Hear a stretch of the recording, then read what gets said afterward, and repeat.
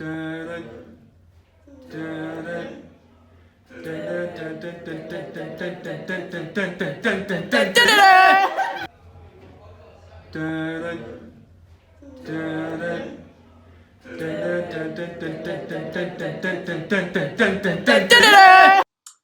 lovely second years. This is my second online mini lesson. I've actually got a little bit of a tickle in my throat, so fingers crossed it's not anything bad. Just enjoying the sunshine through the window. Hope you're all staying indoors, like the government restrictions are asking us to do now. A lot of silly people out and about sort of yesterday. Hope some of you got to see your mums, and if you didn't, try your best to kind of communicate with them and make them loads of copious amounts of cups of tea when you see them. Anyway, so guys, obviously you guys are on to cinematography, the second part of the assessment. The great thing is, the external examiner came in, looked at all your work, was very happy with the standard of work. We've got a lot of variations on the quality, some really lovely aspects of it. And I know you guys are going to bring it out of the bag for the second part of the assessment. Unfortunately, we are a little bit limited with kit and technology. Most of you got Premiere Pro at home. Some of you got access to DSLR cameras. But we are where we are at the moment, so there's no need to panic. We've got a little bit of time, obviously, before submission. What I want you to concentrate on is not just the variations in shots that you've kind of practiced in the first part of the assessment, but also thinking about what kind of formats cameras you're going to be using for your shoot. We're able to do a lot in post-production. We're able to kind of manipulate cameras to make them look like they're coming out of different lenses.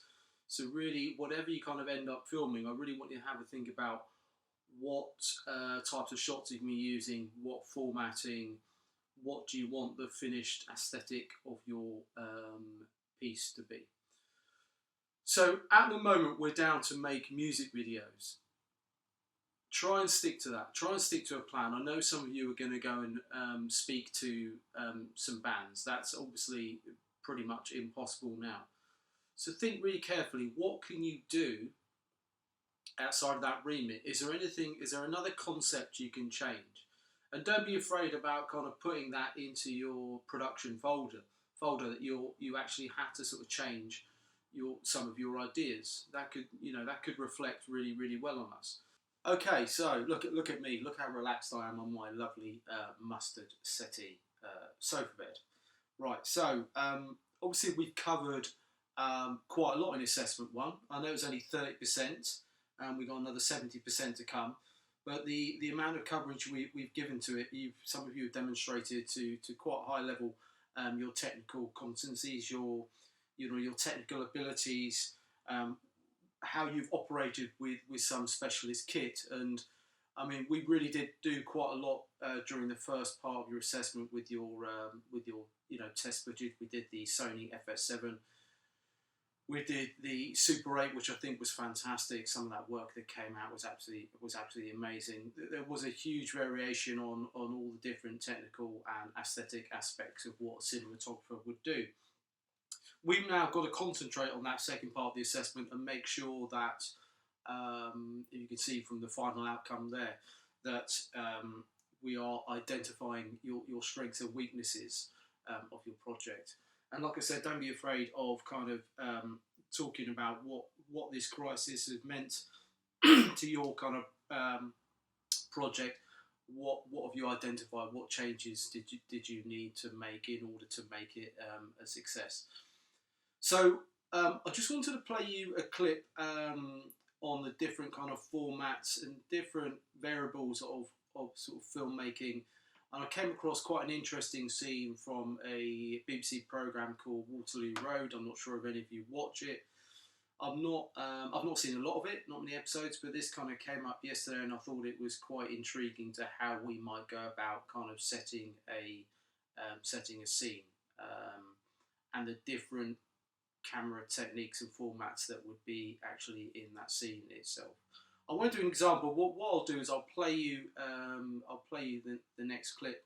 Um, it's basically a gang of youths go into a newsagents and kind of give the guy a little bit of stick. They're trying to buy some alcohol, and we've got four different variations. We've got from the shopkeeper's perspective, from behind the counter. We've got the youths actually going into the shop, and we've got some CCTV footage that's kind of happening, and also we've got a couple of people filming with a mobile phone.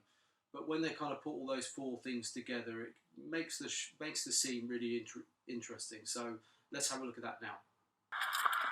Okay, guys, so here's the clip I'm talking about from Waterloo Road. You've got your archetypal youths all in their joggers walking in there. They're trying to buy some alcohol, and they're not providing sufficient ID. And what you've got here, like I said, is the four variables. We've got the mobile phone, the guy holding the mobile phone there, and the nice blurring effect there. Maybe it's a little bit too much.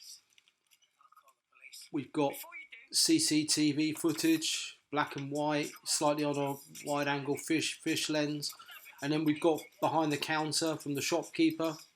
And then we've got in front of the counter, lots of over the shoulder shots. Again, the mobile phone there. So really, really nice, effective variations on the camera types and formats you've got there. Really want you to think about having a look at that and what type of things you're going to have in your productions. So I'm going to give this a go of creating a little bit of CCTV footage from some existing footage. So what I'm going to do is I've already imported my clip. I went to File, Import, and I've got a little download, and you might recognise it. Let's bring it in now.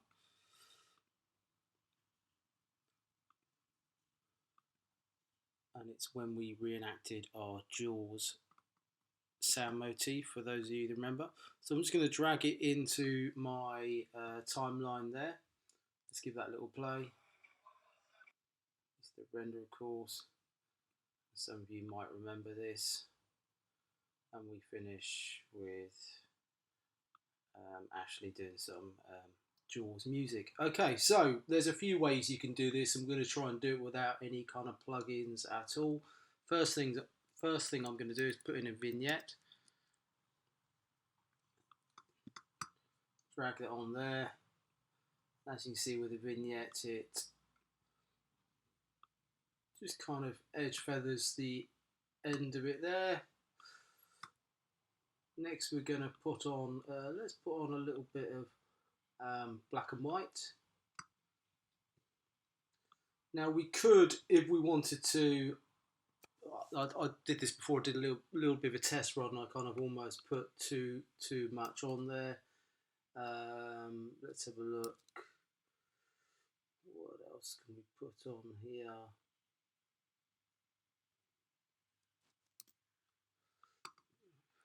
Posterize, that gives it that kind of older sort of type of camera, and you can play around with the settings a little bit there. You want to go sort of too wild. What we can also put on, as you notice in a lot of kind of old school CCTV footage, they've always got a time code on there. We can put that anywhere we desire. We can change that if we want. This is just a quick example to give you a little bit of a test run. I'm going to just change the posterize a little bit on that because it's way too much. So just bear with me. I'm not even sure I really like it. We can always decide if we wanted to get rid of that.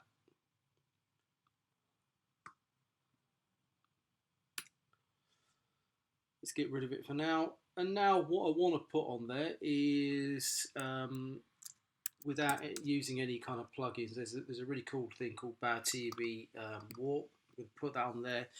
And you come up, as you can see on the left hand side here, it's come up with lots of different presets. But what I found quite interesting as a Venetian blind effect that you'll find on some old school CCTV footage. You can see there the lines kind of cropping there. It is really worth having a bit of a play around with some of these little presets here. You can make it really as old as what you want, really.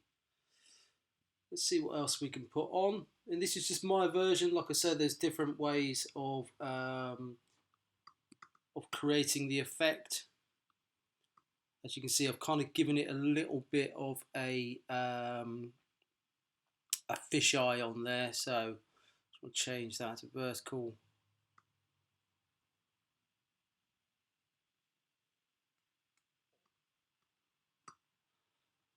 And then I'm just gonna zoom in on the whole kind of composition so we can play with it a little bit more.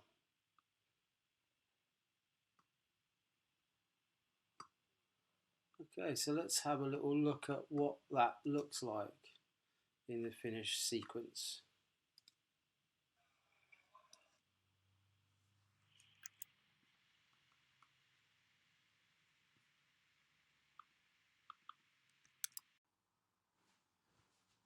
So there you go, guys, just a little tester of what you can do in post-production. Start thinking about those variations of sort of formats and camera types. We can get around this. Take care of yourselves. If you want to have, give that a little bit of a go, the footage I've used from our little classroom motif, our classroom audio motif, probably isn't the best example because it should be sort of like a stationary camera if you can do it. But maybe give it a go this afternoon or in the next couple of days. Film something like from a static point of view, and then try and work in After Effects like I've done. There's 3 or 4 different ways to do it. You can do it with plugins as well and different effects, but that's the way I would kind of normally do it. Anyway, guys, take care. Speak to you soon. Bye bye.